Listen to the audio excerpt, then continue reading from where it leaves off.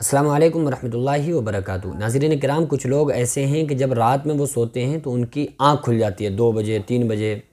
4 بجے۔ تو اس کے پیچھے بھی ایک راز ہے جس کو ہم اور آپ نہیں سمجھتے ہیں کہ ہماری آنکھ کیوں کھلتی ہے۔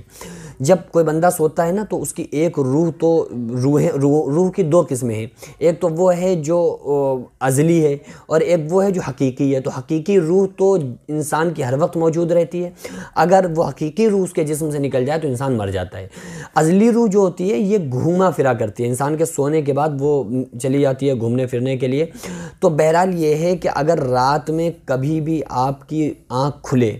تو اس میں آپ کو کیا کرنا چاہیے؟ پہلی چیز تو یہ ہے کہ اگر کوئی بندہ سونے سے پہلے آقا علیہ الصلوۃ والسلام کی احادیث سے جو بات ثابت ہے کہ اگر کوئی بندہ سونے سے پہلے کچھ آیات، قرآن مقدس کی آیتیں یا اس کے علاوہ کچھ صورتوں کو یا اللہ کا ذکر کر کے سو جائے تو اس کی آدھی رات عبادت میں لکھی جاتی ہے۔ اور پھر فجر میں اٹھ کے فجر کی نماز جماعت سے مرد حضرات پڑھ لیں، عورتیں اپنے گھر میں نماز ٹائم سے پڑھ لیں تو پھر اس کی پوری رات عبادت میں لکھ دی جاتی ہے۔ اگر آپ کی آنکھ رات میں کھل رہی ہے نا تو آپ کو چاہیے کہ آپ اس وقت کچھ نہ کچھ اللہ کا ذکر کر لیں۔ اگر آپ نے اس وقت اللہ کا ذکر کر لیا تو انشاءاللہ تعالیٰ آپ کی پوری رات عبادت میں لکھی جائے گی۔ کچھ اچھے لوگ ایسے ہوتے ہیں نا جو بہت زیادہ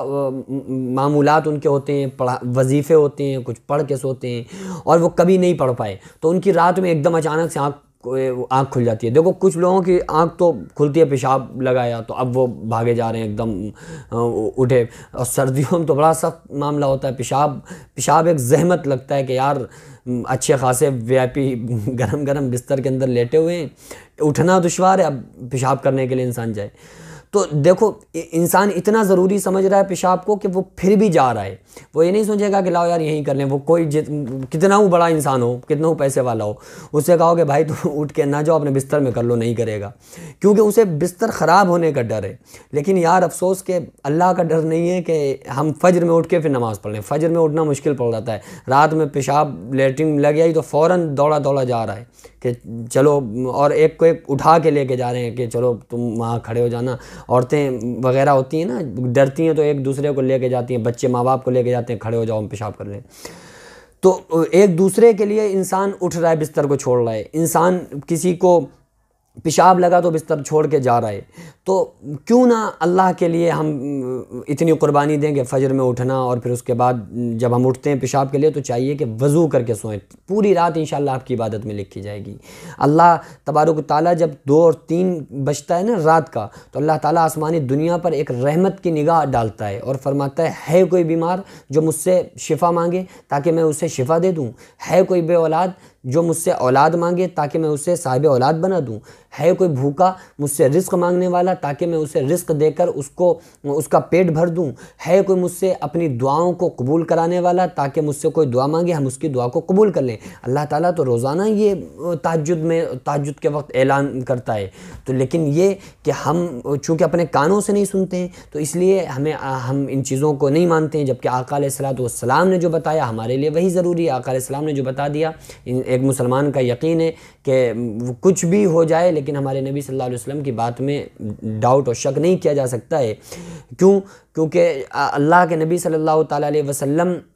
جو بھی بات کرتے ہیں تو وہ اللہ ہی آپ کی زبان سے نکلواتا ہے۔ اور علامہ ادیب مکن پوری فرماتے ہیں کہ لب حضور سے نکلی ہوئی جو بات نہ ہو زمانہ لاکھ کہے معتبر نہیں ہوتی۔ پوری دنیا کوئی بات کہہ رہی ہے اور اگر آقا علیہ السلام نے اس بات کو نہیں کہا ہے تو وہ کسی کی بات معتبر نہیں، اور آقا علیہ الصلوۃ والسلام نے اگر کسی بات کو کہا ہے پوری دنیا اس کے خلاف ہے تو وہی بات سچ ہے جو ہمارے نبی صلی اللہ علیہ وسلم نے کہی ہے۔ تو اس لیے رات میں جب بھی آنکھ کھلے اللہ کا ذکر کرنا چاہیے تاکہ ہماری پوری رات عبادت میں اور پوری رات اللہ تبارک و تعالیٰ کے ذکر میں لکھ دی جائے اور ہمارے لیے وہ رات باعث اجر بن جائے۔ اور اگر انسان سارے کام کر رہا ہے، پیشاب کر رہا ہے، لیٹرنگ کر رہا ہے اور اپنے تمام کاموں کے لیے اٹھ رہا ہے، اللہ کا ذکر نہیں کر رہا ہے تو وہی رات اس کے لیے عذاب بن جاتی ہے، وہی رات اس کے لیے ایک خوفناک رات بن جاتی ہے، وہی رات اس کے لیے ایک تاریک رات ہو جاتی ہے جس میں وہ اللہ کا نافرمان بندہ بن کر زندگی گزار رہا ہوتا ہے اور سو رہا ہوتا ہے۔ تو اس لیے ہمیں اپنی رات کو عذاب نہیں بنانا ہے،